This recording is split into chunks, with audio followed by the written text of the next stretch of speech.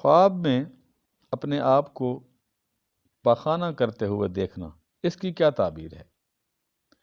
تو آئیے اہل تعبیر حضرات سے پوچھتے ہیں کہ اس کی کیا تعبیر ہو سکتی ہے۔ حضرت ابن سیرین رحمۃ اللہ تعالی علیہ نے ارشاد فرمایا کہ اگر کوئی شخص، مرد یا عورت، خواب کے اندر یہ دیکھے کہ وہ پاخانے میں پڑا ہوا ہے، تو اس کی سب سے پہلی تعبیر یہ ہے کہ وہ دنیا کے مال پر حریص ہوگا اور راغب ہوگا، اور مال ہوتے ہوئے بھی خرچ نہیں کرے گا۔ بعض اہل تعبیر نے تو یہ بھی ارشاد فرمایا ہے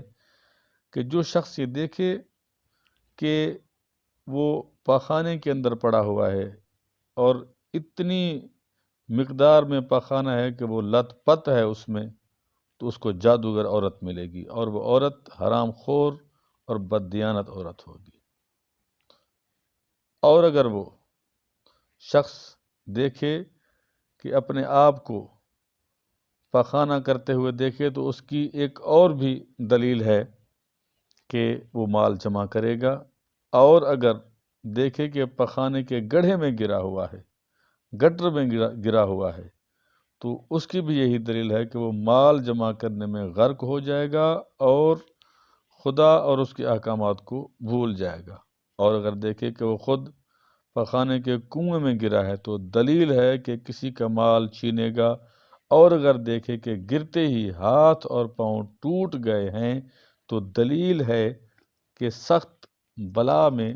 گرفتار ہوگا۔ حضرت جعفر صادق علیہ السلام نے ارشاد فرمایا کہ اگر کوئی شخص خواب میں دیکھے کہ وہ پاخانہ کر رہا ہے،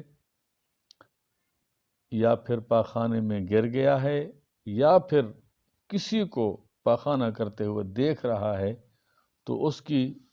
تعبیر 5 قسم کی ہو سکتی ہے۔ سب سے پہلی تعبیر جو حضرت امام جعفر صادق علیہ السلام نے ارشاد فرمائی ہے، وہ یہ ہے کہ وہ شخص مال حرام پائے گا، مال حرام کمائے گا، مال حرام کھائے گا، اور اس کی طرف وہ اتنا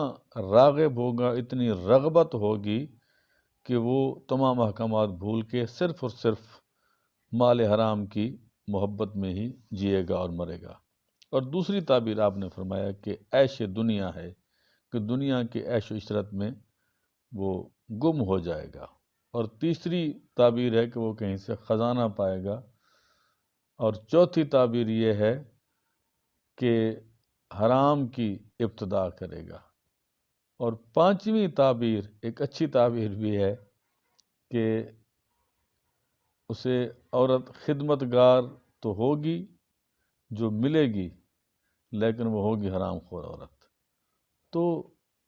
آپ علیہ السلام نے یہ بھی ارشاد فرمایا کہ جو شخص اس طرح کے خواب جس کو آئیں دیکھے، اس کو چاہیے کہ اگر وہ حسب توفیق اللہ نے توفیق دی ہے تو وہ صدقہ کرے، تو اللہ تبارک و تعالی